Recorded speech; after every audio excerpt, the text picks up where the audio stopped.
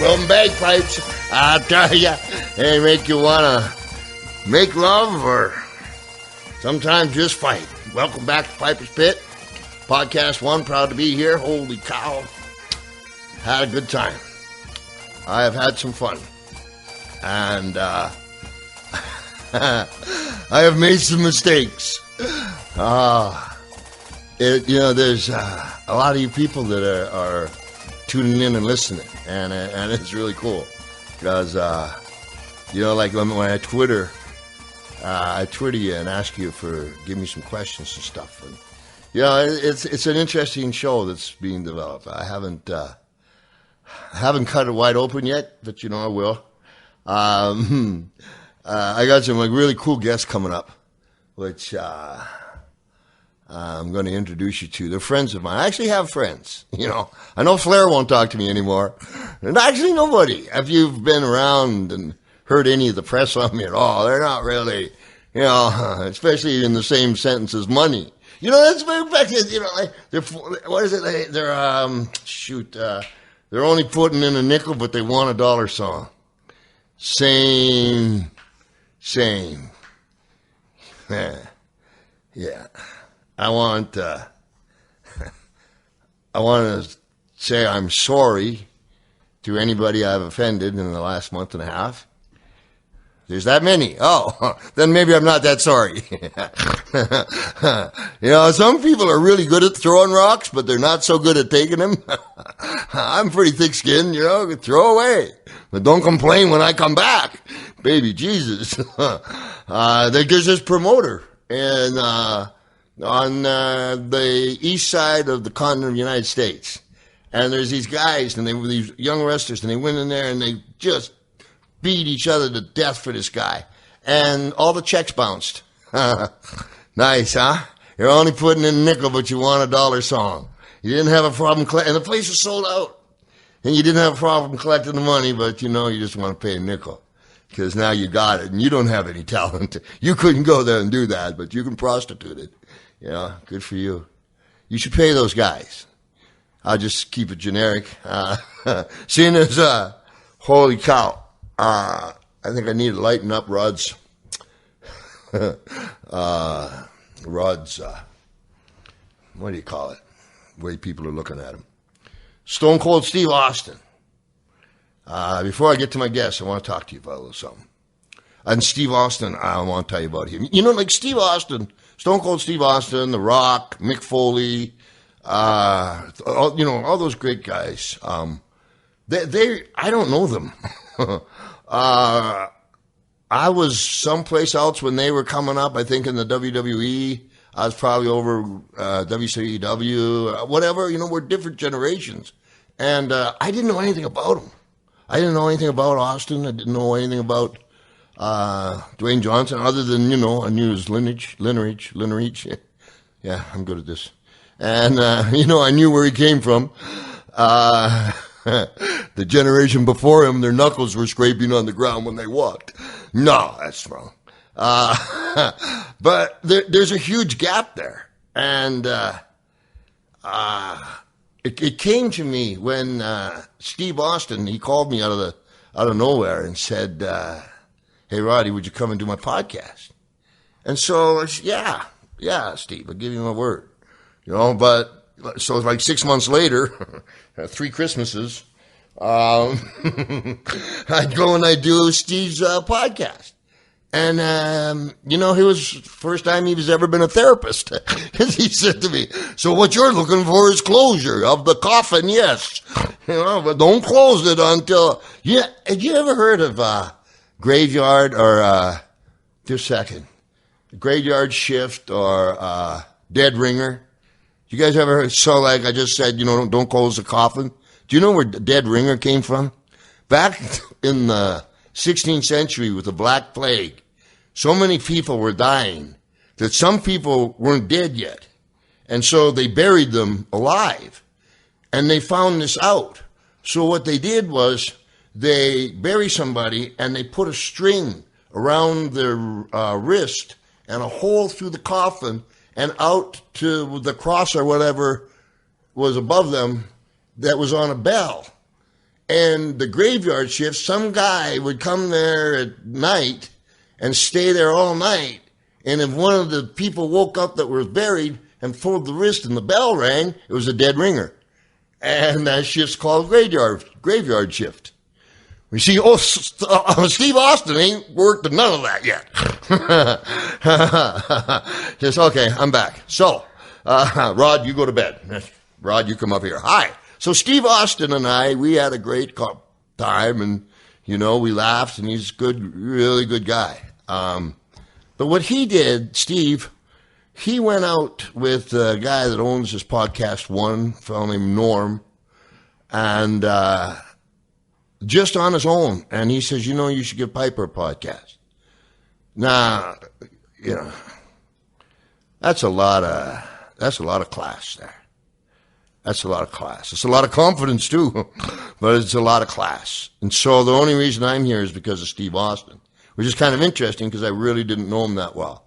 I hope to get to know him, if he calls once every 3 years. So, I don't know. I'll be there pulling the bell. Hey, Steve! Steve's deafer than a coot. He wouldn't come. The Rock, I was in doing WrestleMania, and like Sunday when the actual event's on, come around 1 o'clock in the afternoon, 1:30, things get like really quiet, and there's places for drinks all around, and there's whatever you want, energy drinks. B complex and whatever that you need, and catering, and then it gets real quiet because there's nobody. I was asked about the talent at the WWE, and there is nobody that is not extremely talented that's at the WWE. If you're not extremely talented, you're not there. So what happens is 2 o'clock, 2:30. It gets real quiet because these guys kind of go inside and, they're saving their energy. They're pit bulls. Pit bulls don't bark. They bite. So I'm sitting down, and I got my son with me, Cole. And I'm just sitting, and guy comes up behind, kind of, grabs me, very wrestlerish, and it's The Rock. And he says, I just came to pay my respects. I thought that was very cool. I latched onto him because it reminded me of a story about, I said, I wrestled your grandpa. I was 2. And his grandpa was a guy named, holy cow, a real deal Samoan chief called Peter Maivia. And tough guy. I mean, I don't know how to explain this kind of tough. And when you become a Samoan chief, from your ankles to above your obliques, it's a solid kind of a tattoo ritual of blue ink. And Peter had them do the ritual all in one shot. I don't know if you do it in 3, I don't know. But you don't do it in 1. And he almost died of ink poisoning. He laid in the ocean. But he got up.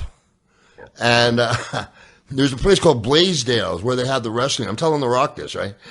Blaisdell in Hawaii. I said, and your grandpa's there. And so I used to have a T-shirt because I have a death wish. And there's so many people I wish dead. Nah, that's not true. Not true. On the T-shirt it said, The Great Howley. Now, Howley in Hawaiian, they wouldn't use, a Hawaiian person wouldn't use that in front of a white person's face out of respect. But it's like using the N-word over there. So, all right. The Great N stands for Rod. The Great Howley. Holy cow, no sense of humor. And now I got the crowd is full of Samoans, and they're breaking antennas off in the parking lot of the cars. Like they need weapons. They're huge. But those antennas, when you go up and down the hallways, they strike with them and they come out like a telescope and pow on the back, like 3-5 at a time. You don't know which way to go. But it's better than fighting Peter. You know? But so anyway, I'll tell him. And then I used to live right across from Nick's fish house on the Big Island. And a guy named Jay the Alaskan York, 5'6", turn that around, 6'5", used to carry a 12-foot bullwhip around his neck, a buck knife. He used to taught me how to shoot, taught me how to do a lot of things, shoot guns and stuff. And so, like, I'm pretty sure we were on apartment building 23 level. Maybe it had 25 floors. I'm not real sure about this. And we were kitty corner to a place called Hamburger Mary's. And Hamburger Mary's was kind of like it was a very cool little restaurant, kind of catered to gay folks. And so, this was Jay's fault. Jay had a walking staff, and, you know, we got blitzed one night and got bored. And so we got the frying pan, and we tied the frying pan ever so tightly to the walking staff. And then we pondered. And balloons, that's what we're missing, balloons and water. And we got balloons, and we filled them full of water. And then we'd run up the 2 floors, and now we're on the roof of the condos kitty to Mary Jane's, Hamburger Mary's. And you could, like a catapult, you fling them water balloons. And like Hamburger Mary's is outside where they eat, you know, it's just got a bunch of trees, perfect for perforating balloons full of water. And we, and, you know, go back down. But then we got tired of stationary objects. So over there, the police have these really darky little carts. I guess they can run fast. They don't need them. I don't know. And so then we started, you know, bombing them, but too far. Too far. And, you know, unfortunately, there was a trail of water balloons that had broken from the door of the condo all the way to, like, the stairs. And the stairs that you walk up 2 flights, like, there was just a half broken. Did you know MIA's never made it? So it was hard to deny. So I said it's Jay's fault. Because I'm honorable. So then I said, you know, this is my son, this is Mr. Johnson, excuse me. Good guy. My point was that if The Rock and Stone Cold, to name 2 of them, and Mankind, Mick Foley, who I have got to know, if our generation spawned those men, or helped to, I'm pretty proud of them. Oof. Proud of everybody there. But, you know, couple will come to me. What else before I get going? I got some really cool stuff coming up here for you. I have a friend of mine. Yes, I think he's still a friend. I'll know in a few minutes when I bring him on. And they've written a book, which, you know, yes, thank you very much. I know. I wrote a book. I died trying. That's a shoot. You know what? How many people get this? If you go on the internet right now and look, you can find my obituary. You can actually see tape of me being played, and it has the birth date and the date I died. Okay, what can you do? I came back. I'm not kidding you either. Go ahead. I dare you. Go to the internet, put in Roddy Piper. I don't know what you put in. Roddy Piper dead collage. You know, they already got it made up, so they can just throw her on down and just pissing them off because they keep adding to it. Yeah. Hell with you. I ain't never going to die. I'm going to be like Ox Baker and live forever. Dude, I wrestled Lou Thez, man. I was like 16, maybe 15, 16 in Halifax, on Halifax TV. And there's Lou Thez, and he's in the ring. And, definitely was the start of many of my issues. But, like, I didn't know anything. And you'll realize that in a second. So, like, the bell rings, and we're on TV, and I go, come on, you old man. Oh, baby Jesus. Really? And, come on, you old bastard. And Lou says, Referee, you tell him to watch his language. But this is like the little studio wrestling, you know, in Halifax for Rudy K and these guys, the Beast. And so, like, I'm wrestling this guy named Luthez. And God's true story. It didn't last long, but at one point, I actually covered him and got a 1 count. And now this guy's, I don't know, at this time he's probably, I was maybe 16, maybe he's like 108. And I covered this guy.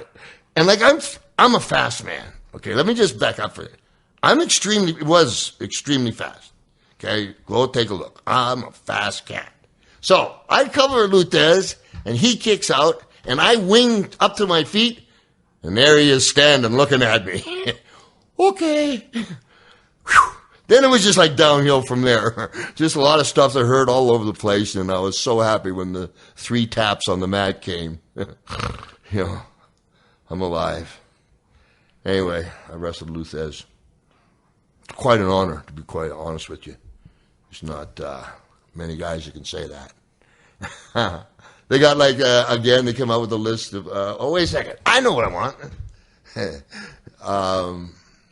I'm not sure. I think the WWE's okay with me. I was a little angry. I just stay that way. Even if I don't have something to bitch about, I stay angry. I don't know why. Cause like, you know, where the guys, back to when it comes to like 1 or 2 or 3 o'clock and it gets real quiet and guys are settling in and there's this area right before the gorillas, I'm resetting it for you, gorilla nest. Gorilla spot, and there's like cold drinks, whatever you might need, and everybody's pretty quiet because they're all doing whatever they do. And I see Hogan go out because he's hosting it, and boom, I'm up to the screen, and I don't realize it. But then Hogan, and I see Stone Cold come out, boom, and the place is, I mean, New Orleans is rocking. It's great.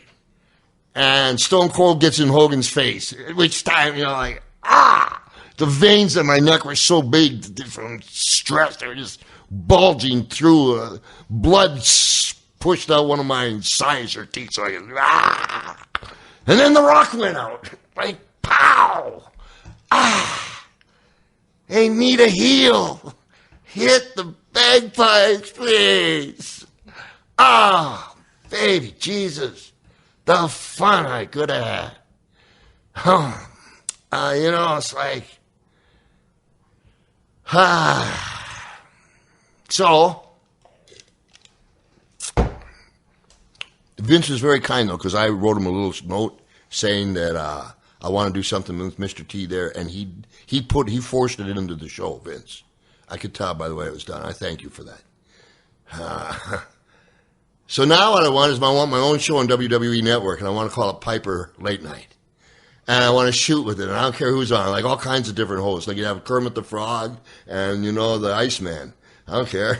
Well, you know, keep the Iceman cuffed. I got enough problems that way. Anybody else? Oh, Legend House. I got so much, like, people say I said I hate Legend House. That is not true. It's me I hate. I don't like, whoosh. Everybody coming out of the closet, I'm going to go back. I'm going to go in there, see what they're so damn afraid of, and make them come out and do that. Damn, must be something scary in there. Yeah. With, you know, this kid, I got to wrap it up here. I got, like, really good friend of mine, a cool guest coming up here.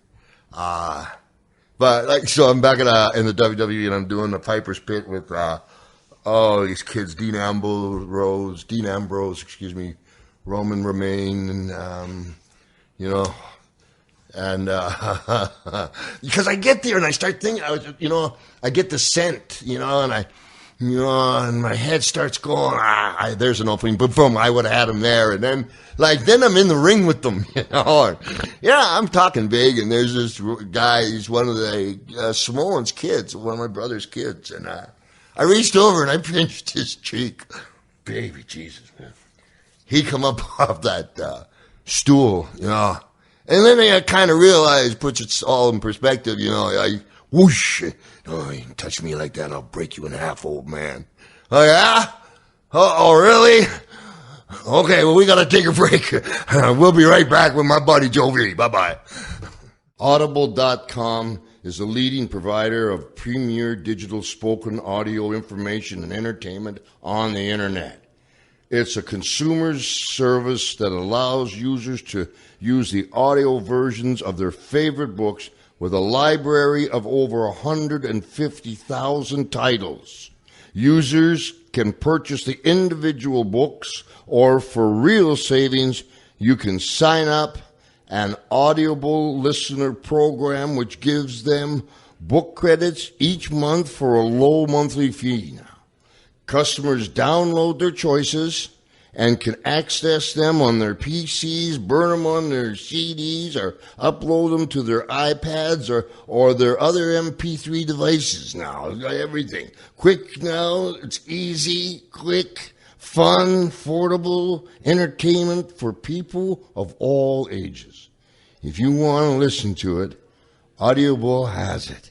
With over 150,000 titles and virtually every genre, you will find what you're looking for. Get a free audiobook and a 30-day trial today by signing up at www.audiblepodcast.com. Say Roddy sent you, you know, when you're typing it in. Again, that's www.audiopodcast.com. for a free audiobook and a 30-day trial. Don't you miss it.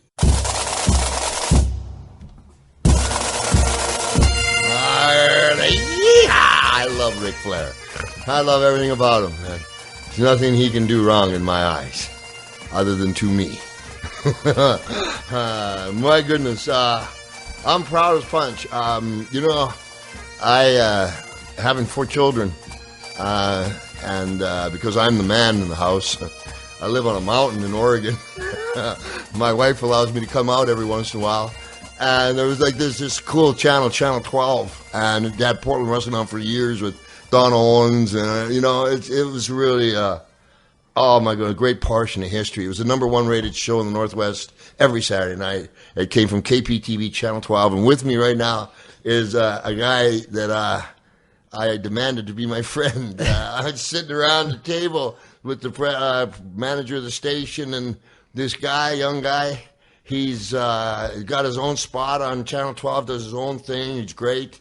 And his name's Joe V. And first of all, I'm really happy to have you on I'm there. thrilled to be here. Thank Hot you. Rod. It's great to see you again. I haven't seen you in a while. Well, I was just leading into the way we got to know man. together. There's this big meeting Yeah. at Channel 12, and I don't know really what's going on, but I looked at Joe and I saw his face. If you see him, you know, you'll know why he does what he does. And I want you, you to be my mean Gene. Yeah. Well, I should probably let me give your listeners a little background, because they don't, you know, who is this guy? So I'm just a news guy. I'm on a morning news show here in Portland, Oregon, and I've been doing TV news for about 15 years, but grew up a wrestling fan. Yeah. And, you know, watched Roddy Piper and watched the Grappler and all these guys, right? So our station decides... Horrible childhood, huh? Right, yeah, right. It explains a lot if you think about it. These are the stories I tell my therapist. Anyways, so they decide, yes, they're going to relaunch this show. They called it Portland Wrestling Uncut, and the executive producer is one Roddy Piper. Now, you probably don't remember this, but I'd interviewed you, I don't know, a couple years before that for our show. It was before we met. Yeah, before we'd met, and you're very nice. In a boxing right. Yeah, you were promoting It's Always Sunny in Philadelphia. Gotcha. And could have been nicer. And it was, 20 minutes, and I walked away. I was like, wow, you get to meet one of your childhood heroes. That was great. He was a nice guy. Never see him again. If only. Fast forward about 2 years. And so the show's being relaunched. Roddy Piper's the executive producer. Len Denton, the Grappler, is helping him out. He's kind of booking, handling the talent. Yeah. And I'm in this meeting, and and Rod says, "Hey, I'd like you to be my interview guy." And I was like, "Oh, well, my mean Gene. I interview people for a living. How hard could it be?" Famous last words. So we start rolling on the show here. We kind of hit the ground running on it, and it became obvious to me at the time. So you had Roddy, obviously, who's everyone knows him, and then the Grappler, who's been in the industry for 30 years. But they didn't have kind of like a TV guy, like a producer on that side of it, right? And the people from the TV station, they didn't know anything about wrestling. So we were complete. Yeah, that's right, exactly. Now I at least had the advantage of being a fan for 2 years, and so long story short, I ended up kind of helping these guys out. They'd come to me and say, "Hey, well, here's what we want to do. Can you turn this into TV?" And a translator. Yeah, exactly. That's what it was. As Roddy said, I learned to speak wrestling with an accent, but thick accent. Yes, but you could get by at least. I could find where the bathroom was. So that turned into this whole adventure where essentially I kind of became the secretary. If Roddy was the president, Grappler was the vice president, I was like kind of the third member, the junior partner, if you will. Of these three guys. And this is how I want to tell your listeners here, just a little peek. I'm not going to give away all the behind-the-scenes magic, but just a little bit of how it worked. Okay. So these two legendary wrestlers would come to my house because I'm on a morning show. I get up at 3 in the morning. I'm on the news at 5 in the morning. Work till whatever noon. I get home. I got 2 young girls, 6 and 4. They're beautiful. Roddy's got obviously young daughters. Lenny's got young daughters as well. The Grappler.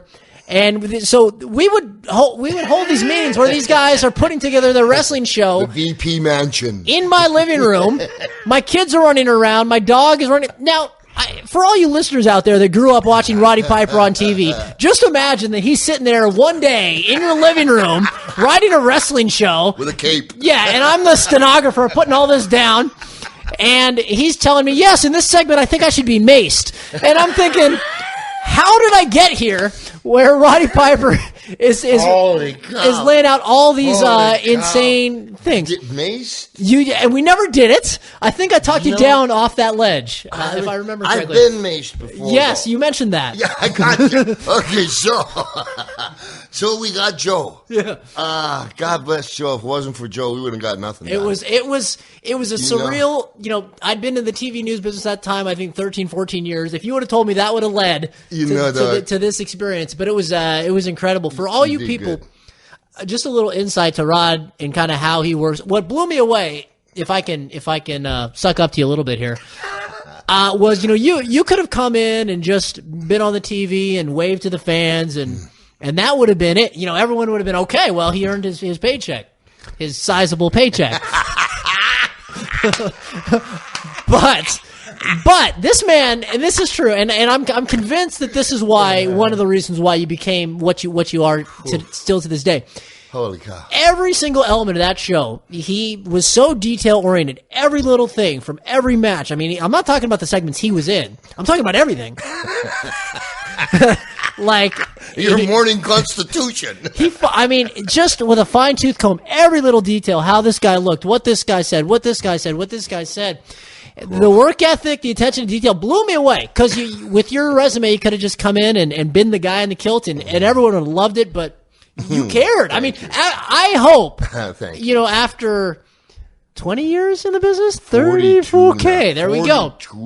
I hope, I'm not even at that age yet, not to date myself, but I hope when that was a shot. No, I'm just saying, like the passion you still had for it blew me away, and kind of like really. I mean, you already had my respect, but was pretty incredible to see up close. I mean, if you people want insight as to again why I think one of the reasons, just besides the fact that he's talented, but work ethic, attention to detail, and passion. I mean, you can't teach that. You have it or you don't, and Hot Rod has it, and that was a pleasure to see up close. Saying to you, well, I understand. I'm not that much fun to be around, but it was, I think we had 13 episodes. Originally. Yeah. And our marching orders was to get it picked up for 52 episodes. Correct. So away we went.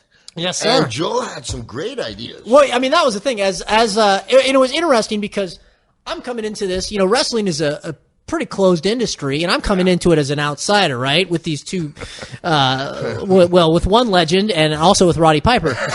And that would be the Grappler. Yeah. Thank you.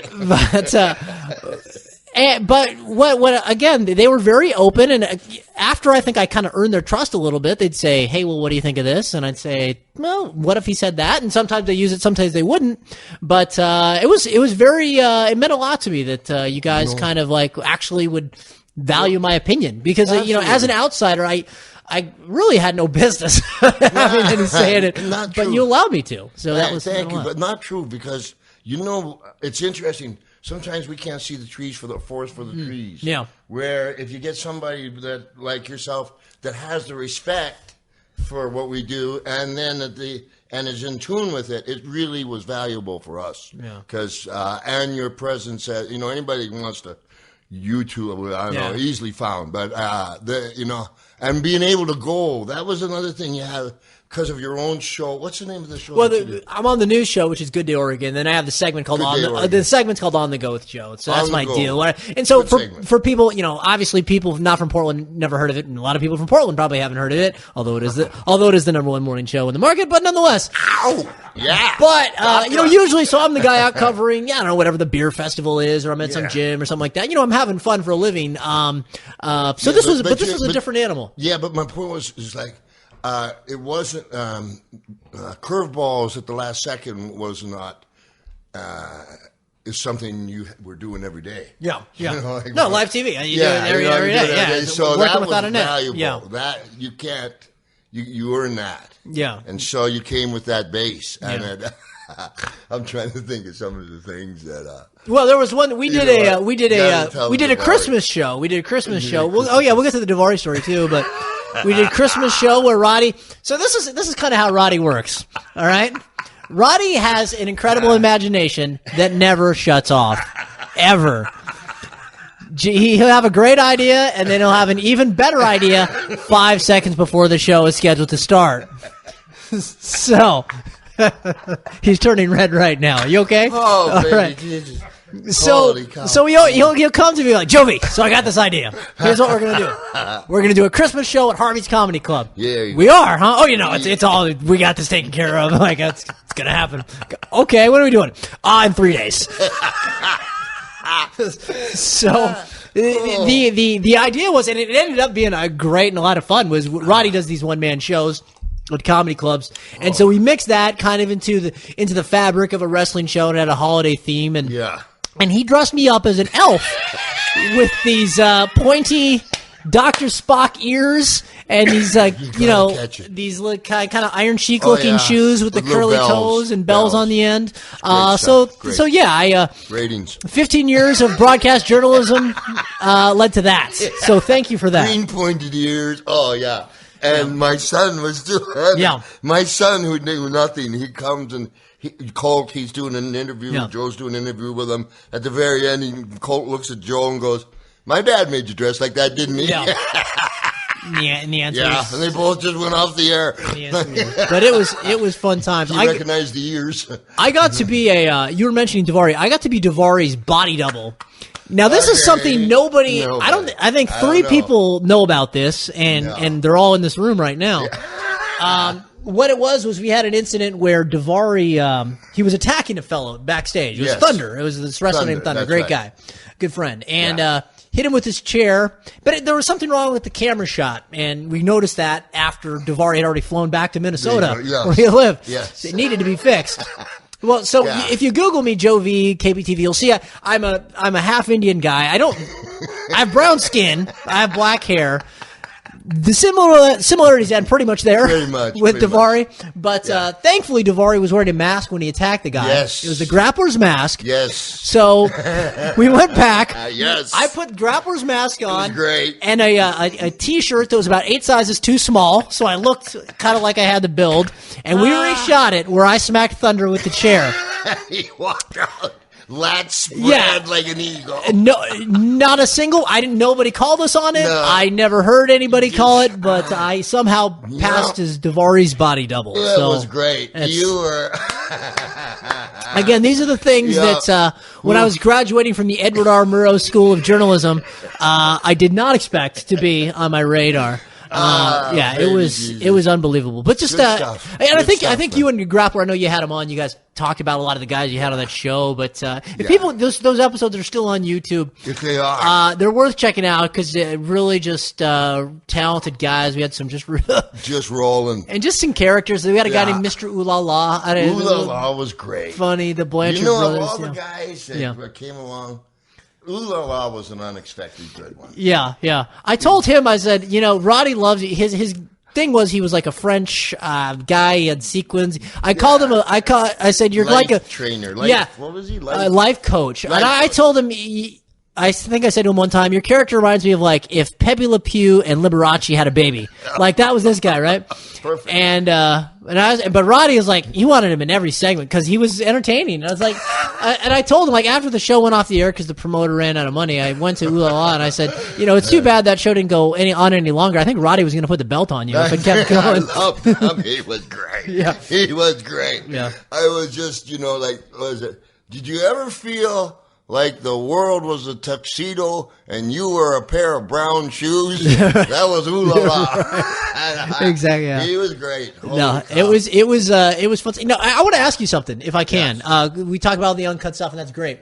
So you and I got to know you a little bit through the years now, and we've talked kind of candidly, and you've told me all these stories throughout your career. Whether you want to hear them or not. And yes. And I've always found you to be a very fair person. You don't really talk bad about people that don't deserve it. Like I think you're a pretty fair-minded person and that sort of thing. But there's a couple people that I could tell you just weren't crazy about. You're like, oh, this guy. Honky tonk man. So I'm sitting at home. Watching the WWE Network a couple weeks ago, WrestleMania 30, and I see Roddy Piper shake hands and hug Mr. freaking T. Now, I'd heard stories about you and him, and you told me stories about you and him, and I don't think it's any secret that you weren't necessarily like his biggest fan. No, or the other way. Yeah. So, how much did Vince have to pay you to do that? First of all, and can I have some of it? Holy cow. Gabriel Iglesias. Yes. I got a text from him. The text said, you hugged Mr. T and The Undertaker lost WrestleMania all in the same day. Yes. I'm going to throw up. It was, it was just time. I know when he was doing his speech that, they set you certain places for different camera shots. I think I explained this, but I haven't seen you. Colt and I were going down. It was a Hall of Fame was finished, and he's about 12 feet, whatever, in front, signed some autographs. And there's Colt, and I got to pass him, and it's my son. And Mr. T had his son induct him, who had a master's from university. That's what caught my eye. I went, whoa, he must be a good dad. And I think he said his daughter's finishing up her PhD too, or something like that too. Like, holy cow. Something like that. Yeah. And Colt's with me, so I just said to Colt, let me show you what man does. And I came up and behind him and I clubbed him, pow, like a baby seal. I ever see that bastard again, I'll tell you, I just get these kids just, no. Put that rod away. And so the angels were singing and said, congratulations. It went, let me see if I can do a dialogue. Hey, I want to congratulate you for the Hall of Fame. You deserve it. He says, thank you. I said, in a moment, and I said, maybe we can get a Coke someday. He looks at me and he goes, or maybe some chicken. I swear to God. I looked back at him and says, maybe Popeyes. He says, a little spicy for my tummy. Kentucky Fried. Good. That was it. So you got a date. You had a lunch date. That was it. Wow. But you know what? Like 4 days later, he tweeted how much it meant to him and much respect to So I think it's a good, two men being that silly. We should all be able to get along like that. We're all pretty much the same. In any case, yeah. That was, yeah. I was. Did it really, does it take, I haven't really spoke about it with anybody. Yeah. Like, I never talk to folks because they don't talk back. Yeah. More, run, grab the baby. Woof, woo, woo, woo. Shut your wife up, would you? And so, put that rod away. When you saw it, what did you actually think? I loved it. I thought it was great. I mean, now my first question was this his idea or was this Vince McMahon's idea? I mean, I was glad they got you on the show, first of all, because I was watching the show and I was like, if they don't have Roddy at WrestleMania 30, I'm going to be very upset. I love you. Not just because I know you and as a fan. I mean, you should be there. I mean, it was a close one. I'll be honest. Yeah. I emailed 4 sentences to Vince. And when I saw it, the way the guys, the WWE crew were treating me, I could tell because they wanted it. They were putting it in the show as the show was going on, which is a very, as you know, it's a dicey thing, yeah, dicey thing, and a lot of moving parts. Hogan, T, Orndorff, myself, friction, a lot of story, and they and I was looking at them, and I could see they weren't steady on their feet on this one. And my take on it is, Vince said, "Put that in," and he was being respectful. Because I said to him, if you don't have me, I said, let me induct Mr. T. Yeah. Come on. They need a heel in there. I'm a villain, okay? Oh, RowdyPiper.com. I'm supposed to plug stuff now. Twitter, RowdyPiper.com, new T-shirts. Buy everything. Everything is better than yours. New villain T-shirts. I can even sign it and everything, Takes me weeks. I hand carve them out of wood for you. RowdyPiper.com. Get your stuff. Twitter. So where were we? How did you feel about it? It was really fantastic. Now I'm looking at the clock here. Yeah. Are we supposed to take a break now? Is that, or do we keep going? See, okay, just a second though.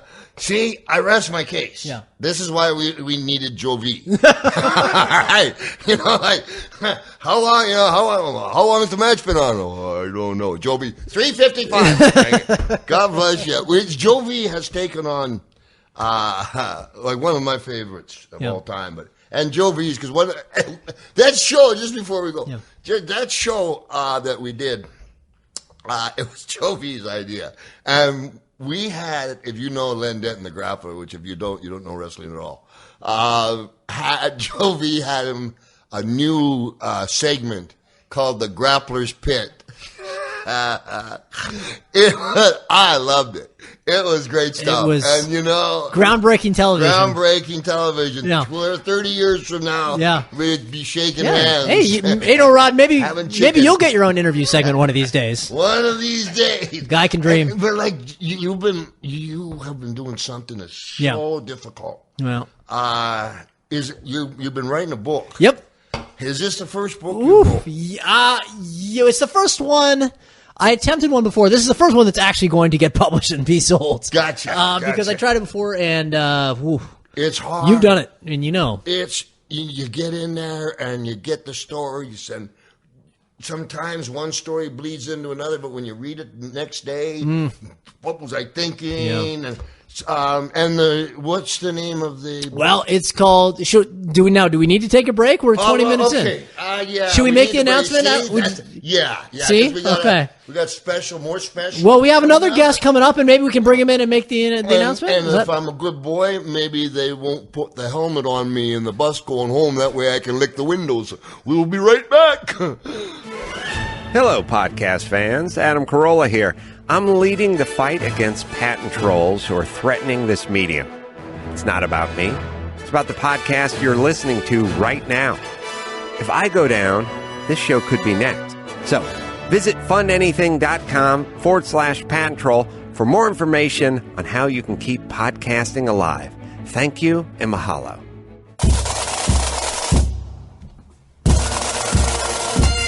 And we are back. Bagpiper. Joe V. What's up, Hot Rod? And his dwarf, the elf. It was an elf. No, get it straight, please. Yeah. Dwarf is an insult. An elf, though. That's macho and masculine. No, midget toss? no. It's no. You know, you got to get them juiced up. I don't know if that's even legal anymore. Midget Rod. tossing? I believe they call it dwarf tossing. They got law, the midget toss, please. That's, all right. All right. Well, you got like 911. Yeah, could have the midget toss, please, because Piper's tossing drunk midgets. But you know, you toss them gently because they got a harness on it. Okay. So I'm going to take your word for it. Okay. We're back, and Where I were just we? want what size harness would so we're back talking about a Yes. book, and the name of the book would Well, be it ties into our other guest that you have here today. Yes, so we might as well I bring know. him in. I know you had him on recently, but the grappler himself, Len Denton, is with us. Thank you, Hot Rod, for having me back. It's the first time I've ever been asked to be back because I didn't know what spotted dick was. Now, the reason Mr. Grappler is here. yes. Oh, this is going to get me fired. We are working together on a project. Yes. It's a book that will go on sale this summer. I believe August is what we're looking at. And it is the official autobiography of Len the Grappler Denton. It's called Grappler, Memoirs of a Masked Madman. And it's members of memoirs. A It memoir. means- yeah, memoirs. Members of a masked Yes, madman. yeah. I was going to say, that's a whole other show. Right, exactly. That'll also get me fired. So that it's a book that we've been working on together. I've been helping him write it, and by helping I mean I've been writing it, and He's real helpful, huh? Exactly. Yeah. I can't write so well. and so we're putting that together. It's almost we're wrapping up the first draft here. It's gonna be sold online. Grapplerbook.com is the website, and I got another major announcement we're very excited about. So for the foreword of the book, we've gotten a commitment from one of the all-time greats, a Hall of Famer, a man who made the first WrestleMania possible. Mr. T is going to write the foreword to our book. And if he's not available, Roddy Piper may be writing the foreword to our book. But he might be a genius, the spelling. How do you spell your name? T. right, exactly. Hey, It's man. been me all this time. Hey, I'm Joe V. I can't really. I'm not going to throw stones here, right? But Yeah, anyways, it's the life story. Go ahead. Well, it's huge. Yeah. Like the first thing I see in Yes. the prologue is you're going over. Yeah. Well, that wasn't the first part of his career, that's for sure. It didn't start from day one, I see. Well, no, we opened it. So here's one reason why I wanted to write this book. Yeah. So you and I and Lenny were all working on Uncut, and every time we would, you both are like constantly telling these great stories, right? Now you've already written your book, but I said, Lenny, you've got all these great stories. People don't know about them, right? I mean, It's true. He's in Portland, wrestling fans know who the Grappler is. In parts of New Orleans where he was a big star in the Mid-South area, a lot of people know the Grappler. But All the top pros know. yeah, but there's a lot of areas of the United States where you never worked in New York, right? Right, exactly. So certain areas where they don't know these things. So, for instance, I didn't even know this, and I'd watched the Grappler growing up. He beat Dusty Rhodes and Andre the Giant in the same match in the New Orleans Superdome in 1981. Baby Jesus. I mean, Like how The many Rock people? and, How many people can say that, right? So that's actually Nobody. That's what we opened the book with, is him beating Andre and Dusty, and then basically saying, I've beat all these legends. I was all the pros, they think highly of him. You ask anybody about Len Denton, they absolutely. speak the world of him. Yet there's a lot of fans that don't know him. Why is that? And doesn't matter really. I mean, he's got a career that anybody would be thrilled to have, and so. Basically, it's walking people through that because there's some hilarious stories in here with just about every star of the last 30 years. I remember him when he was like, 17, leaving him on the side of the road. No drink more. Take that. Well, something, Roddy, I wanted to say, and I haven't even brought this up to Joe, and I just wanted to say that, I've decided, Joe, that I know we're selling this book and we're going to split what we can make on it and all that, but I've decided to give a dollar of each sale of each book to my favorite charities, United Wrestlers Fund. I'd like to donate to. What that is exactly is drinking money in case I run out. I just wanted you to know that ahead of time. I'm just kidding. Well, he's a true philanthropist, that Grappler. Yeah. What was it fun? The United Wrestlers Fund. Guys, yeah. There you go. Holy cow. Otherwise known as did drinking you money, huh? How did you beat Andre and Dusty Rhodes? Well, it was They let him. yeah, exactly. Hey, Believe me.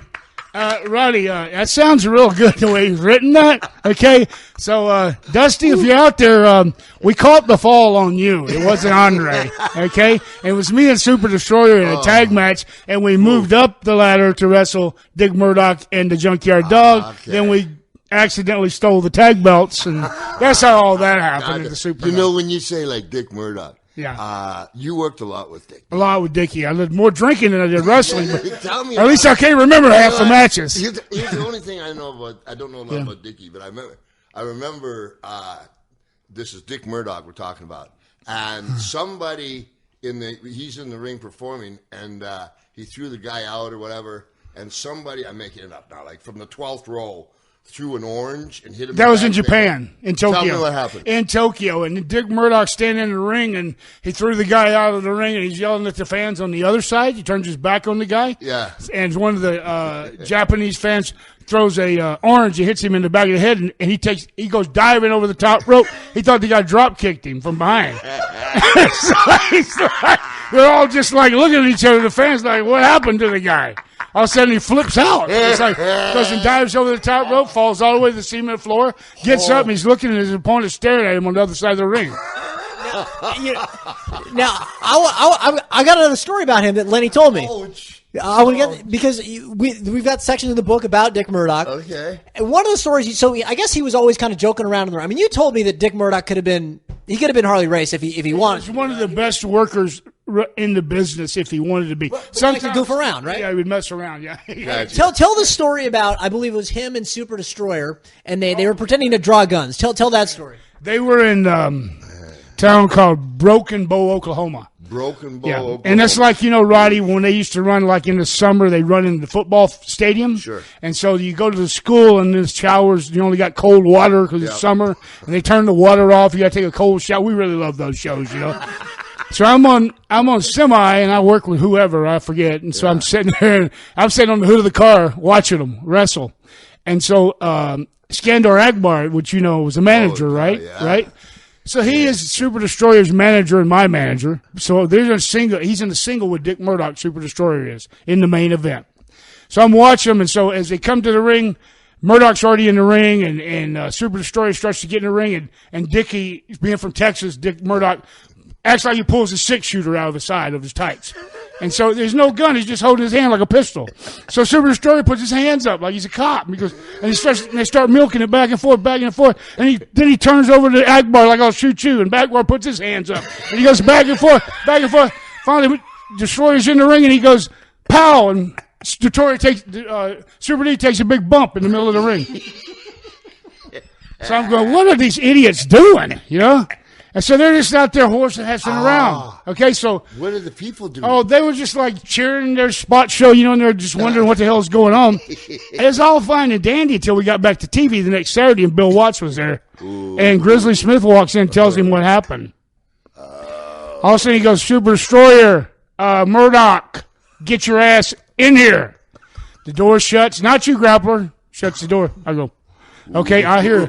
I get next to the door. I can hear this right. I'm on here like a little stooge. I got my ear against the door. Murdoch, how long have you been in this business? First of all, I ought to fire your ass right now, you idiot.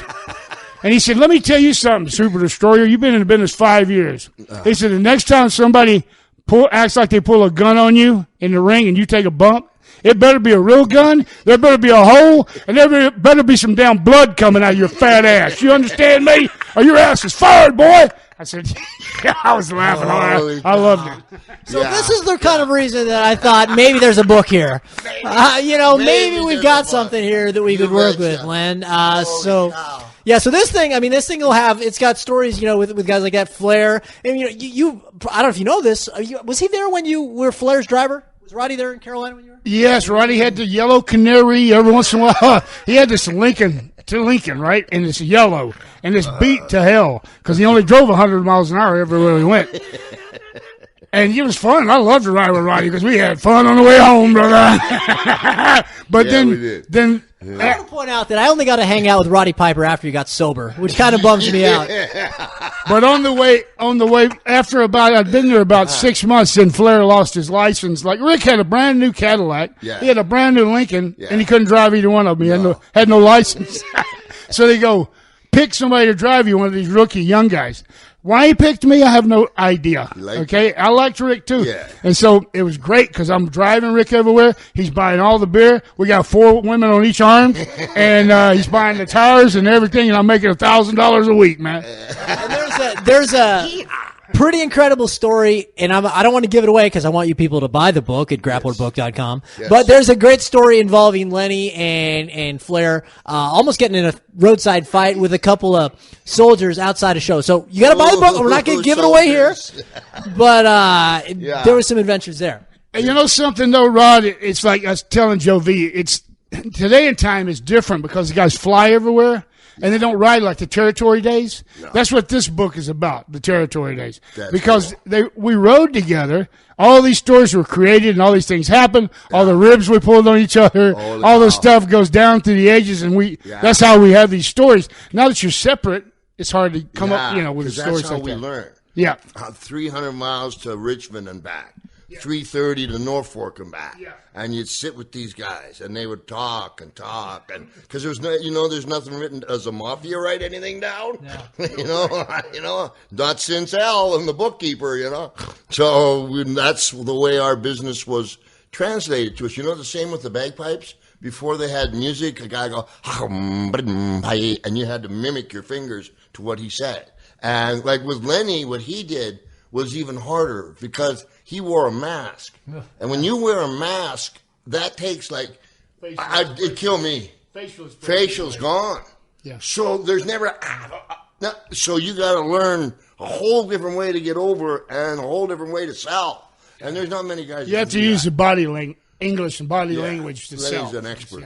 I remember, so we're talking about holy baby Jesus.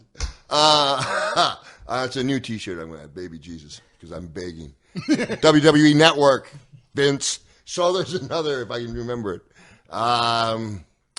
So Joe V's, we're doing the Portland Wrestling Uncut, and my son Colt, who's an undefeated amateur MMA fighter, pretty stout kid, and so he's going to do something with the Grappler.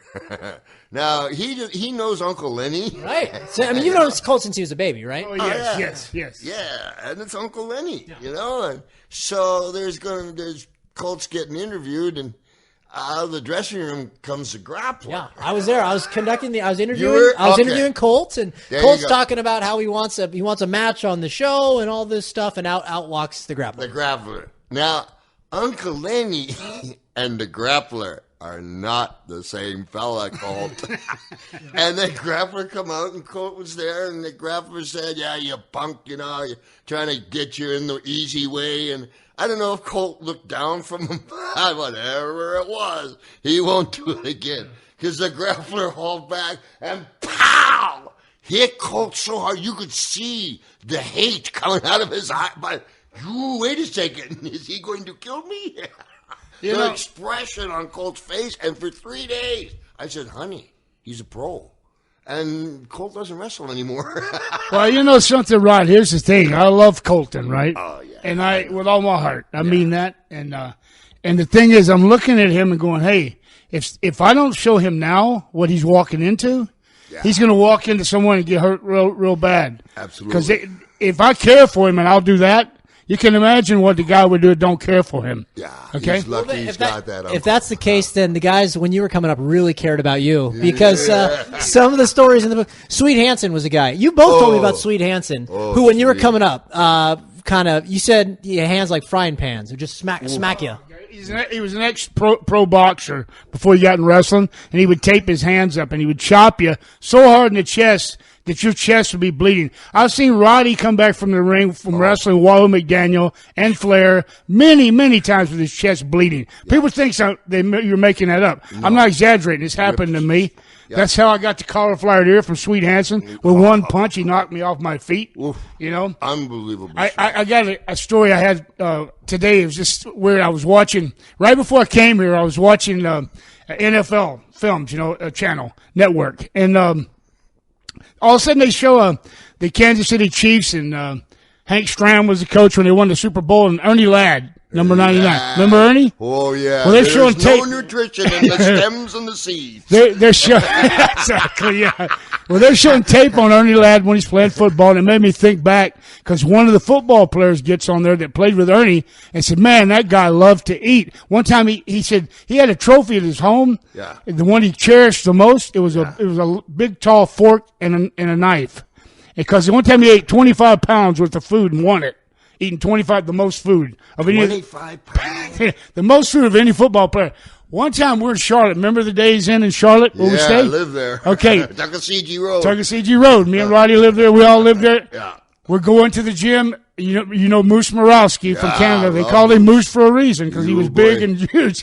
Me and Ernie and the small guy, me at 250. Okay. We go in the gym. We go by and we see this Red Lobster. It said crab legs, $10, all you can eat. So we're hitting that on the way back. We come back. We had one whole table to the right of us full of empty crab legs, just stacked up. So the cook comes out sweating, right? He's like, "Who in the hell's eating all these crab legs? He's been cooking his ass off back there." He looks and he sees Ernie, and he loved Ernie from TV, and he goes, "Oh, hell, I'll cook y'all some more." But the next day when we come back by, the sign was down. We closed that buffet. Yeah, we closed that buffet down. Wow. Oh, yeah, there was a lot of Ernie. One time they had a football, there was a charity football game someplace in Florida against a university, and some of the guys in pro wrestling had played ball, and the guys at the university were being smart aleck, and Ernie got there, and this guy at halftime, when the guy comes back, and the young guy comes up to Ernie, he says, "Mr. Ladd, you done played some football. May I change sides?" And he went over to the other side. But on the same thing, we're someplace, and we got a Sunday down where you can't go home, and Morocco and Orton are in one room, and the door, and I'm in the other room, and I was in the bathroom, whatever, and they were watching football, and like everybody's getting into it, and all I hear is like boom, interception by Baylor, and something, and some guy, and boom, and touchdown Baylor. I swear to God, and I don't know what I'm doing in the bathroom, but I want to be cool, so I'm not from this country, so I come in and I says, "Hey, Baylor's a hell of a player, huh?" I swear to God. They looked at me like, "No, I'll leave. No, I swear to God." And I went in. I don't know nothing about football. Oh, my God. He goes, "Hey." Yeah. Anyway. He's one of my all-time favorites, that Baylor. That guy could play. School's pretty good, too, I hear. Yeah. Holy cow. Oh, man. Yeah, good stuff. The book. Don't just. What age do you pick the book? Do you pick the Grappler up in? Well, it's going to follow him. So this prologue deals with Andre and Dusty and all that, and kind of his big fame in Mid-South. But then we start from his childhood and how he gets into wrestling. Then we start basically from start to finish, and it's actually we found room for you in it. With Colts in it. Gosh, there's stories. I'm telling you. Let's see, Flair, Rick Rude, Ted DiBiase. I'm just trying to think. There's stories about everybody. Ultimate Warriors in here. Goldberg. Yeah. List of as many guys like Dusty, Andre, whatever, brother. You've been there. You've been there. On and on and on. Well, it's pretty great. There's Ernie Ladd's in here, and there's a story where Lenny and he's you're a greenhorn. You're up and coming, and you do like I think a 3-on-1 handicap match against Ernie Ladd, who squashes him, and your grandfather. No, surprisingly they didn't win, and his grandfather sees it at home in Nacogdoches, Texas, I believe, and says, Nacogdoches, and says, "Boy, you're really not much of a wrestler, son. You might want to look into another." And then here's the You're irony. your grandfather? So, but here's the irony of Lenny's career. So he loses. He gets embarrassed by Ernie Ladd on television. Goes on to have this great career, and then I think it's 1998. He goes on national television against Bill Goldberg, and probably more than any match of your career, more people saw this match than anybody. Like 6 million people. Loses in 20 seconds. So he was embarrassed by Ernie Ladd. Some stuff happened. He was embarrassed by Bill Goldberg. The end. That's essentially what the book is. Order your copy at grapplerbook.com right now. There you go. You betcha. It was a different time, the territory days. There was a lot of guys, like I just got a couple of weeks, 3-4 weeks ago, had a disagreement with a fella, and they're like, he's not from the territory days. And I finally realized that it's a whole different 9 yards, the way that you approach pro wrestling and what you do with it if you weren't trained in the territories. There's still something, if you don't have that, it really helps if you were trained in the territories. Let me just put it that way. But also, you know, I like the young guys that are coming along. First of all, what's the name of the guy in the Shield? Okay, here's their names. Dean Ambrose, Yeah. Roman Reigns is the son of Alpha that you guys were talking about, and then Seth Rollins is the third fella. Yeah, a lot of fun to watch those guys. Yeah, they're great. They're great. And then like there's in Oregon here, you guys are running a league. What's the name of the league? It's called the West Coast Wrestling Connection that Lenny has dragged me in. You know, there's a scene in in the movie The Godfather Part 3, Al Pacino says, "Just when I think I'm out, they keep pulling me back in." So Lenny here said, "Hey, Jovi, we're fixing to start up this TV here, so it's going to be on PDX TV. Please. Would you be interested in, doing exactly what you did before?" And because I'm an idiot who doesn't learn from past lessons, I said yes. So that's and we got some shows coming up there. Len, tell me about it. The show's next Saturday, May 3rd at Bob White Theater on 60th. Bob White. I Bob remember White that. Theater. Yeah. That's an old theater. It's been there since the 20s. Yeah. And it's on 64th and Foster. Starts at 1 o'clock till 6 o'clock. They take a break in between. They do 2 tapes. Then they give people 2 pieces of pizza. I'd go there for that, wouldn't you? and then they get I love it. I love it. Don't let Ernie Ladd in the building. Yeah, no kidding. There'll be no pizza left. Then the 2 more tapes. So they're out of there by 6:30, so they can go and still go have fun. I just watch us beat each other up all day. Yeah. Yeah, they got Matt Stryker's there. He's going to Good be there. guy, Matt A couple Stryker's a other good good kid. talents there. Gangrel, some good guys. So Yeah, tell them about Othello. and then Othello, yeah. Well, he's a giant dude from Compton. What do you want me to tell you? The guy's 7 feet tall, and I They all still have are. nightmares about him. This man's enormous. It's like. Yeah. I don't know. Yeah, he's incredible. So you're going to see him, So and then it debuts on PDX TV, I believe, on May the 24th. So you're going to be able to see it Saturdays at midnight. So that we got that Watch going it. on, and then the book. So yeah, we have plenty to do. Whoa, How are you good doing? Brother, that's my vacation time. Don't want No, you guys are rolling. But I do, I'm a big booster of them. I'm a big booster of those the young guys. I haven't met most of them, but they're in there and they're trying. Anybody answers a bell, and I'm sure it's a lot of the guys from the Portland Uncut era, and they just gave everything they got. And I'm sure it's the same guys. You can't lose with those guys. Yeah. They're fantastic. No, they're And fantastic. respect with Work so hard. Blanchard brothers. I can't. I don't want to miss anybody. What's Patrick Large? Patrick Yeah, Large. remember him? Yeah, what a great kid. There's a whole different way to do wrestling that we filmed and from a different approach. But I'm working with it. I'm not gonna. I tried to get him to understand that, but it's complicated if you haven't gone through the territories. Like True. the guy, David Marquez, for instance, which is I think from Hollywood wrestling, and he's a good guy. Yeah. And when I met him, he said, I'm an honest guy, sometimes too honest. I said, well, that's all right, bud. And him and what you guys are doing, trying to put it together for Mav TV, and I don't know, you got to, good for you. But he wanted me to come, and him and I could, get on the front page and kind of be an ambassador for it. And I remember because it came out that we shook hands on a deal, and I did shake hands with them. But one of the things was like, so like you're the ambassador and you come around, and I love the kids. I'd spend hours with them, but and what does that pay? Exactly. And the answer was basically, and then he says, well, what you get out of your territory. Well, we feed our family. Why do I want to be in the front of a cover of a magazine with you for free? Exactly. What do you bring to the magazine, and what do I bring to the magazine? Yeah. And that you only put in a nickel, but you want it all. Exactly. Yeah. Exactly. And I love them, and I really hope they get everything that they want. But you drew first blood there, champ. You shook my hand and you said, as far as I do this for a living, and you said we'll figure something out. And you didn't. So that's okay. I'll take the high road. But next time you're with a Hall of Famer and the first thing that comes out of your mouth is, all those guys that are broken stuff, that's their fault. Like you got the right to a opinion. Yeah. How would you know?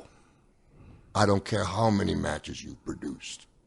How would you know if that's right? Johnny Valentine might still be alive. He just didn't have health insurance. But good luck. I think, what's the name of the Grappler's book? Well, How hard do you want to play? I believe it's called grapplerbook.com.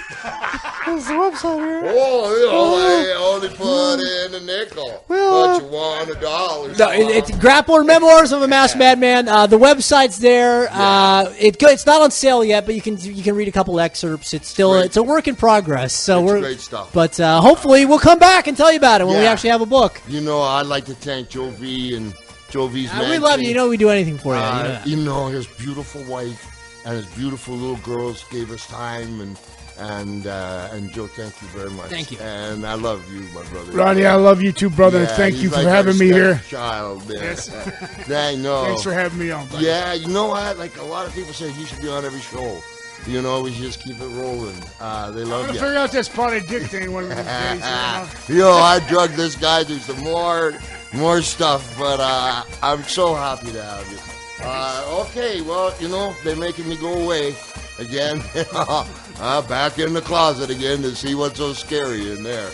And may all your dreams come true. An Irish poem as we leave for those who love us. May God bless for those who don't. May God turn their hearts. And if he can't turn their hearts, may he turn their ankles so we recognize them by their limp. Good night, Dave.